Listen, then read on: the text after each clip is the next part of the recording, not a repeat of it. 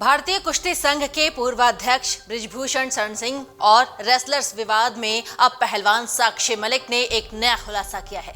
साक्षी मलिक ने कहा है कि हमें धरना देने के लिए भाजपा नेता बबीता फोगाट और तीर्थ राणा ने कहा था।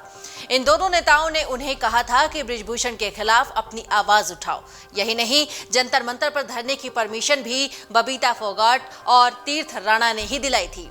साक्षी मलिक ने परमिशन लेटर भी दिखाया है और साक्षी और उनके पति सत्यव्रत कादियान ने शनिवार को सोशल मीडिया पर द ट्रुथ टाइटल से अपना एक वीडियो पोस्ट किया है जिसमें ये दावे किए गए हैं। उन्होंने खुद ही सवाल बताए और फिर उनके जवाब दिए।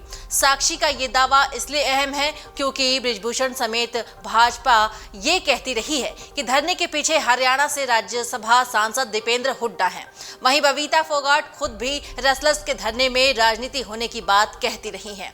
जिसके बाद बबीता फोगाट ने रविवार सुबह उनकी वीडियो पर जवाब देते हुए कहा कि मुझे कल बड़ा दुख भी हुआ और हंसी भी आई जब मैं अपनी छोटी बहन और उनके पतिदेव का वीडियो देख रही थी। सबसे पहले तो मैं ये स्पष्ट कर दूं कि जो अनुमति का कागज छोटी बहन दिखा रही थी उस पर कहीं भी मेरे हस्ताक्षर या मेरी सहमति का कोई भी प्रमाण नहीं है और ना ही दूर दूर तक इससे कोई मेरा लेना देना है। बहन, हो सकता है कि आप बादाम के आटे की रोटी खाते हो, लेकिन गेहूं की तो मैं और मेरे देश की जनता भी खाती है। सब समझते हैं, देश की जनता समझ चुकी है कि आप कांग्रेस के हाथ की कठपुतली बन चुकी हैं और अब समय आ गया है कि आपको आपकी वास्तविक मंशा बता देनी चाहिए, क्योंकि अब जनता आपसे भी सवाल पूछ रही है। भाजपा नेत्री बबीता फोगाट का पूरा ट्वीट जानिए कि उन्होंने क्या लिखा है। एक कहावत है कि जिंदगी भर के लिए आपके माथे पर कलंक की निशानी पड़ जाए, बात ऐसी ना कहो दोस्त कि कह के फिर छिपानी पड़ जाए। मुझे कल बड़ा दुख भी हुआ और हंसी भी आई जब मैं अपनी छोटी बहन और उनके पतिदेव का वीडियो देख रही थी। और सबसे पहले मैं ये स्पष्ट कर दूं कि जो अनुमति का कागज छोटी बहन दिखा रही थी उस पर कहीं भी मेरे हस्ताक्षर या मेरी सहमति का कोई भी प्रमाण नहीं है और न ही दूर दूर तक इससे मेरा कोई लेना देना है। मैं पहले दिन से कहती रही हूँ कि माननीय प्रधानमंत्री जी एवं देश की न्याय व्यवस्था पर विश्वास रखिए, सत्य अवश्य सामने आएगा। एक महिला खिलाड़ी होने के नाते मैं सदैव देश के सभी खिलाड़ियों के साथ थी और साथ हूं और सदैव साथ रहूंगी। परंतु मैं धरने प्रदर्शन की शुरुआत से इस चीज के पक्ष में नहीं थी। मैंने बार बार सभी पहलवानों से ये कहा कि आप माननीय प्रधानमंत्री या गृह मंत्री जी से मिलो, समाधान वहीं से होगा। लेकिन आपको समाधान दीपेंद्र हुड्डा, कांग्रेस और प्रियंका गांधी और उसके साथ आ रहे उन लोगों द्वारा दिख रहा था जो खुद बलात्कारी एवं अन्य मुकदमे के दोषी हैं। लेकिन देश की जनता अब इन विपक्ष के चेहरों को पहचान चुकी है। अब देश के सामने आकर उन्हें अन्य सभी जवानों, किसानों और उन महिला पहलवानों की बातों का जवाब देना चाहिए जिनकी भावनाओं की आग में इन्होंने अपनी राजनीति की रोटी सेकने का काम किया है। जो महिला खिलाड़ी धरने पर साथ बैठे थे उनके विचारों को सभी पूर्वाग्रहों के साथ ऐसी दिशा दी जहां बस आपके राजनीतिक फायदे दिख रहे थे। आज जब आपका ये वीडियो सामने है तो उससे अब देश की जनता को समझ में आ जाएगा कि नए संसद भवन के उद्घाटन के पवित्र दिन आपका विरोध और राष्ट्र के लिए जीता हुआ मेडल गंगा में प्रवाहित करने की बात कितना देश को शर्मसार करने जैसा था।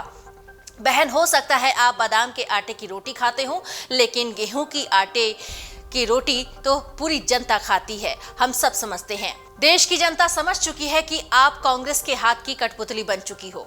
अब समय आ गया है कि आपको आपकी वास्तविक मंशा बता देनी चाहिए, क्योंकि अब जनता आपसे सवाल पूछ रही है। साक्षी मलिक का जवाब क्या है? वीडियो में हमने तीर्थ राणा और बबीता फोगाट पर तंज कसा था कि कैसे वो अपने स्वार्थ के लिए पहलवानों को इस्तेमाल करना चाह रहे थे और कैसे पहलवानों पर जब विपदा पड़ी तो वो जाकर सरकार की गोद में बैठ गए। हम मुसीबत में जरूर हैं, लेकिन हास्य बोध इतना कमजोर नहीं हो जाना चाहिए कि ताकतवर को काटी चुटकी पर भी आप हंस भी ना पाएं।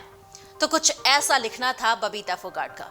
वहीं सोनीपत बीजेपी जिलाध्यक्ष तीर्थ राणा का कहना है कि मैं खिलाड़ियों से नहीं, वो मुझसे मिले। धरने पर बैठे खिलाड़ी देश की शान है। उनकी न्याय की लड़ाई में पहले भी मैं उनके साथ था और आज भी उनके साथ हूं। वहीं अमित शाह अब इस मामले को देख रहे हैं। जो गैप पहले खिलाड़ियों और सरकार के बीच बना है, अब अमित शाह ने उसको भरने का काम किया है।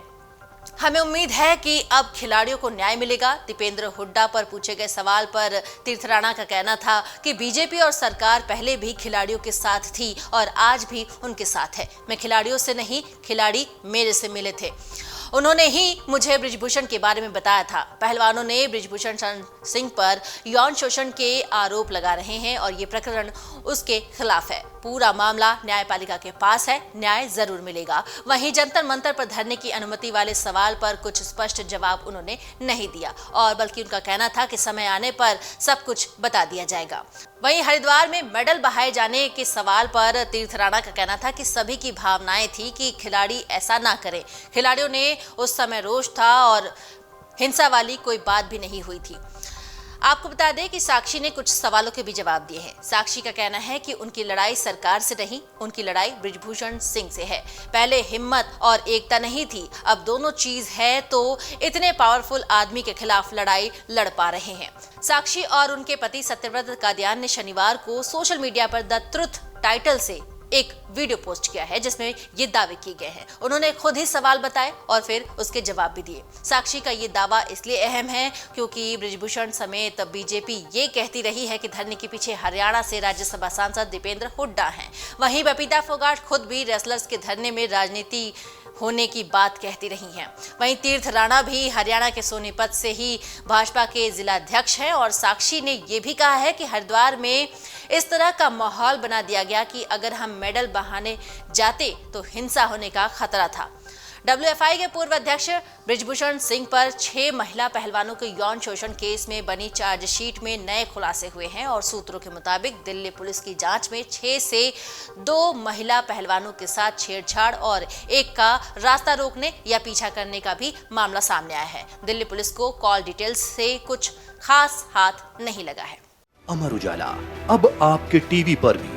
अपने स्मार्ट टीवी पर YouTube पर सर्च करें अमर उजाला, चैनल सब्सक्राइब करें और देखें ताजा खबरें, वो भी HD क्वालिटी में। और हाँ, बेल आइकन दबाना ना भूलें ताकि हर खबर हो आपके घर। अमर उजाला, निष्पक्ष, निर्भीक, निरंतर।